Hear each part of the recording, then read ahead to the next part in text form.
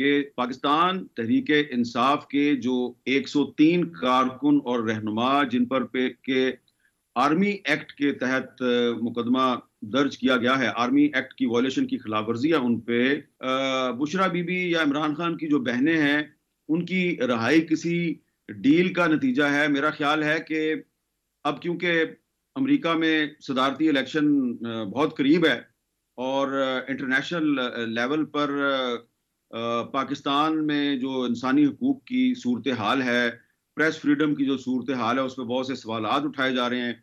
ये पिछले दिनों पाकिस्तान में बहुत से गैर मुल्की डेलीगेशन आए हैं। इस वक्त भी एक डेलीगेशन पाकिस्तान में मौजूद है। तो उसमें जो अहम तरीन चीज़ है वो ये है कि जो यूरोपीय यूनियन है उसने जो पाकिस्तान को जीएसपी प्लस का जो स्टेटस दिया हुआ है उसका रिव्यू होने वाला है। और उस रिव्यू के लिए पाकिस्तान के अंदर बहुत सी नई लेजिस्लेशन करने की जरूरत है। हुकूमत 26वीं तरमीम कर रही है, 27वीं तरमीम कर रही है। इसलिए मैं ये समझता हूं कि ये जो बुशरा बीबी और इमरान खान साहब की बहनें हैं, इनको जो रहा किया गया है, इसका मकसद सिर्फ और सिर्फ इंटरनेशनल लेवल पर यह पैगाम देना है कि जी ये जो पाकिस्तान के बारे में प्रोपोगंडा किया जा रहा है कि यहाँ पे आज़ादी इजहार जो है उस पर बड़ी पाबंदियां हैं और जो पॉलिटिकल ऑपोजिशन है उसको इंतकाम का निशाना बनाया जा रहा है, ऐसी कोई बात नहीं है। शुक्रिया समर अब्बास साहब।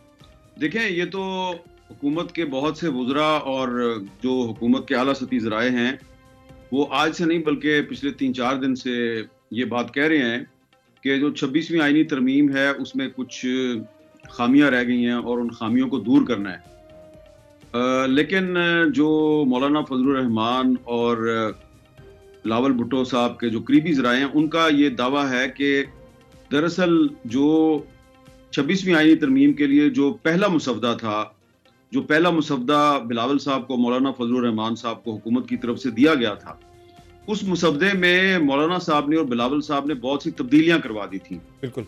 और अगर आपको याद हो तो उस मुसवदे में आर्टिकल 243 जो है उसमें भी कुछ तरामीम की गई थी, आर्टिकल 8 में भी कुछ अहम तरामीम की गई थी। तो बिलावल साहब ने और मौलाना साहब ने पीटीआई वालों से भी मशवरा किया, तो न सिर्फ आर्टिकल 8 और 243 में जो हुकूमत की जो मुजवजा तरामीम थी उनको ड्राफ्ट में से निकाल दिया गया, बल्कि और भी बहुत सी चीज़ें निकाल दी गई। और फिर जो है एक ऐसा ड्राफ्ट जो है वो सामने आया जिस पे मौलाना साहब ने, पीटीआई ने और बिलावल साहब ने इत्तेफाक कर लिया। बिल्कुल। लेकिन बाद में पीटीआई जो है वो बैकआउट कर गई। तो अब जो मुस्लिम लीग नून के ज़राए हैं उनका ये कहना है कि जो ड्राफ्ट, पहला ड्राफ्ट था, उसमें तमाम चीज़ें तो वापस नहीं वो लाना चाहते, लेकिन कुछ चीज़ें ऐसी हैं जिनको कि वो वापस लाना चाहते हैं, क्योंकि उन्होंने तो वो तब्दीलियां इसलिए कबूल की थी कि ऐसा तासुर दिया जा रहा था मौलाना साहब की तरफ से, बिलावल साहब की तरफ से, कि शायद इस पे एक इत्तेफाक राय हो जाएगा और कंसेंसस के साथ तरमीम आएगी। लेकिन आखिरी वक्त में जो तहरीक इंसाफ है उसने जो तरामीम करवाई वो तरामीम कर दी गई, लेकिन फिर वो उन्होंने उस 26वीं आईनी तरमीम का जो फाइनल ड्राफ्ट था उसको सपोर्ट नहीं किया पार्लियामेंट के अंदर। तो अब वो कहते हैं जी कि हमने वो जो चीजें पहले निकाल दी थी कंसेंसस अचीव करने के लिए, लेकिन कंसेंसस नहीं हुआ, अब हम उनको वापस लाना चाहते हैं। तो अब इस पर मौलाना साहब के साथ तो हुकूमत की अभी तक बाकायदा बातचीत नहीं हुई, लेकिन 27वीं आईनी तरमीम पे बिलावल साहब की कुछ ना कुछ बातचीत हुई है और अभी तक बिलावल साहब ने कोई हुकूमत को पॉजिटिव रिस्पांस नहीं दिया। अब 27वीं आईनी तरमीम के लिए ऐसा लगता है कि जो नए चीफ जस्टिस हैं याहिया अफरीदी साहब, वो शायद उस तरीके से हुकूमत की मदद नहीं करेंगे जिस तरह के काजी फाजिसा साहब खुल्लम खुल्ला मदद कर रहे थे। और बिलावल साहब भी उस तरह से 26वीं आईनी तरमीम को मंजूर करवाने के लिए तो उन्होंने एक रोल प्ले किया, लेकिन 27वीं आईनी तरमीम को मंजूर करवाने के लिए वो उस तरह का रोल नहीं प्ले करेंगे। तो लगता यह है कि हुकूमत को काफी मुश्किलात अच्छा होंगी। मीर साहब, जो 27वीं आईनी तरमीम के हवाले से आज राना सनाउल्लाह साहब ने बात भी की है, वो ये कह रहे हैं कि उसमें मिलिट्री कोर्ट्स पर अगर इत्तेफाक की राय हो गया तो फिर वो लाई जा सकती है उस हवाले से तरमीम। मौलाना फजलुर रहमान साहब भी आपके इल्म में है कि वो भी रजामंद हैं मशरूत तौर पर कि अगर 1 साल की सनसेट क्लॉज के साथ अगर मिलिट्री कोर्ट्स बनाई जाती हैं तो वो इस पर राजी हैं, तो फिर कम से कम मिलिट्री कोर्ट्स पर तो लगता है कि इत्तेफाक की राय हो जाएगा।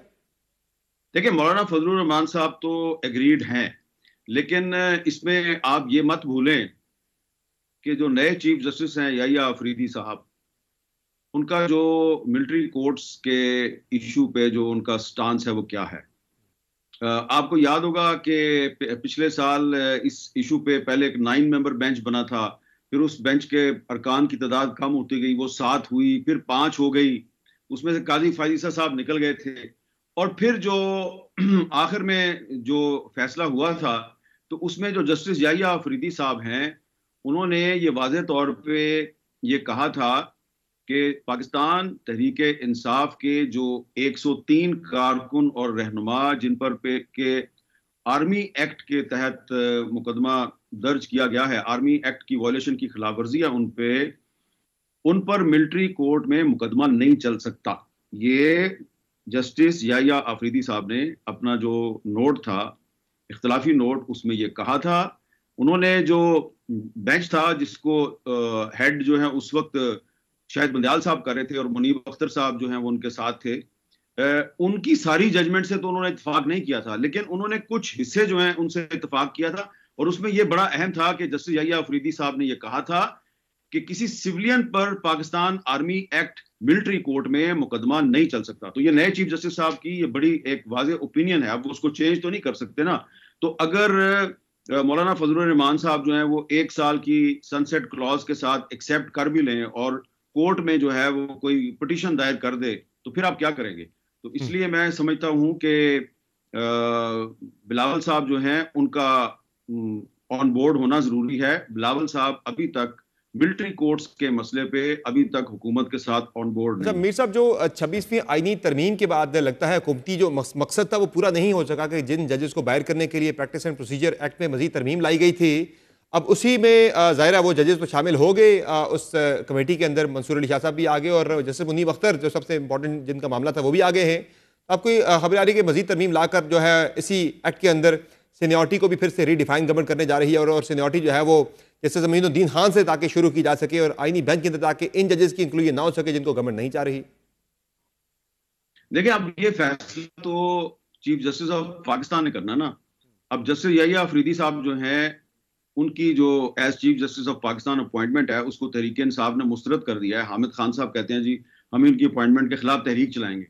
तो एक तरफ तो जस्टिस याहिया अफरीदी साहब जो हैं वो तहरीक इंसाफ और उनके हामी वकला का एक टारगेट है, और दूसरी तरफ अगर हुकूमत जो है वो अपने ही बनाए हुए चीफ जस्टिस ऑफ पाकिस्तान जो है उसके फैसलों को अहमियत नहीं देती, और प्रैक्टिस एंड प्रोसीजर जो कमेटी है उसमें अगर याहिया अफरीदी साहब ने मंसूर अली शाह साहब को और मुनीब अख्तर साहब को शामिल कर लिया है, तो ऐसा लगता है कि नए चीफ जस्टिस याहिया अफरीदी साहब जो हैं वो जजों में एक यूनिटी पैदा करने की कोशिश कर रहे हैं। जो काजी फायजीसा साहब के दौर में जो जुडिशरी का जो मजाक बना और जुडिशरी की जो एक क्रेडिबिलिटी खराब हुई है अवाम नास की नजरों में, तो याहिया अफरीदी साहब अब उसको बहाल करने की कोशिश कर रहे हैं।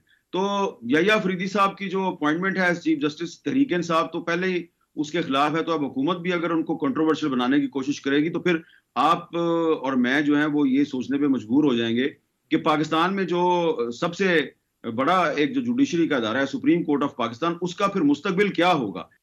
हामिद मीर साहब, अगर हम तहरीक इंसाफ की बात करें तो उसमें एक फॉरवर्ड ब्लॉक की खबरें वैसे तो बड़े अरसे से हम सुन रहे हैं, लेकिन आजकल फिर से वो चल पड़ी है क्योंकि ज़ाहिर कुछ लोग वोट भी कर चुके हैं आईनी तरमीम के अंदर, तो बन रहा है कोई फॉरवर्ड ब्लॉक? समर अब्बास साहब, मैं जब से सहाफत में आया हूँ, मुझे को 35 साल से ज्यादा हो गए हैं जर्नलिज्म में, जो भी हुकूमत होती है ना इक्तदार में, जो भी पार्टी इक्तदार में होती है या जो भी डिक्टेटर इक्तदार में होता है, वो कोशिश करता है कि जो उसकी ऑपोजिशन है, ऑपोजिशन की जो मेन पॉलिटिकल पार्टी है उसके अंदर एक फॉरवर्ड ब्लॉक बन जाए। हर किसी ने ये काम किया है। अब जो इस वक्त पीटीआई आपके सामने है, ये पीटीआई जो है इसके अंदर फॉरवर्ड ब्लॉक जो है वो पहले से ही मौजूद है, आप सबको पता है। और वो फॉरवर्ड ब्लॉक में जो लोग शामिल थे उनको पीटीआई ने निकाल दिया है। अब वो पीटीआई में वापस आने की कोशिश कर रहे हैं। उनकी और पीटीआई की आपस में लड़ाई चल रही है, तो वही लोग जो है वो कोशिश कर रहे हैं पीटीआई के अंदर नकब लगाने की। उनको बहुत सी हमायत भी हासिल है, लेकिन मैं समझता हूँ कि पीपल्स पार्टी और मुस्लिम लीग नून, ये दोनों पार्टियां जो है माजी में ये भुगत चुकी हैं, इनको अंदर से तोड़ा गया। नून के अंदर से काफ बनाई गई, पीपल्स पार्टी के अंदर से पैट्रियट बनाई गई, शेरपा ग्रुप बनाया गया और बहुत से ग्रुप बनाए गए। तो इन पार्टियों को इस रुझान की हौसला शिकनी करनी चाहिए। पीटीआई के अंदर से भी जो एक फॉरवर्ड ब्लॉक निकाला जाएगा उसकी आवाम के अंदर कोई एक्सेप्टेंस नहीं होगी। तो ये जो तहरीक इंसाफ के अहम लोग हैं, जिस तरह से बुशरा बीबी हो गई, खान साहब की अहलिया हैं, या उनकी बहनों की जो रिहाई हुई है, उसे फैसल वाडा साहब तो डील से बड़ा जोड़ रहे हैं, लेकिन आपकी इस पे क्या मालूमात है? थी कोई डील या ढील या मेरिट पे हुई है? मुझे नहीं लगता कि बुशरा बीबी या इमरान खान की जो बहनें हैं उनकी रहाई किसी डील का नतीजा है। मेरा ख्याल है कि अब क्योंकि अमेरिका में सदारती इलेक्शन बहुत करीब है और इंटरनेशनल लेवल पर पाकिस्तान में जो इंसानी हकूक की सूरत हाल है, प्रेस फ्रीडम की जो सूरत हाल है, उस पर बहुत से सवालात उठाए जा रहे हैं। ये पिछले दिनों पाकिस्तान में बहुत से गैर मुल्की डेलीगेशंस आए हैं। इस वक्त भी एक डेलीगेशन पाकिस्तान में मौजूद है। तो उसमें जो अहम तरीन चीज़ है वो ये है कि जो यूरोपीय यूनियन है उसने जो पाकिस्तान को जीएसपी प्लस का जो स्टेटस दिया हुआ है उसका रिव्यू होने वाला है और उस रिव्यू के लिए पाकिस्तान के अंदर बहुत सी नई लेजिस्लेशन करने की जरूरत है। हुकूमत 26वीं तरमीम कर रही है, 27वीं तरमीम कर रही है। इसलिए मैं ये समझता हूँ कि ये जो बुशरा बीबी और इमरान खान साहब की बहनें हैं, इनको जो रहा किया गया है, इसका मकसद सिर्फ और सिर्फ इंटरनेशनल लेवल पर यह पैगाम देना है कि जी ये जो पाकिस्तान के बारे में प्रोपेगेंडा किया जा रहा है कि यहाँ पे आज़ादी इजहार जो है उस पर बड़ी पाबंदियां हैं और जो पॉलिटिकल ऑपोजिशन है उसको इंतकाम का निशाना बनाया जा रहा है, ऐसी कोई बात नहीं है।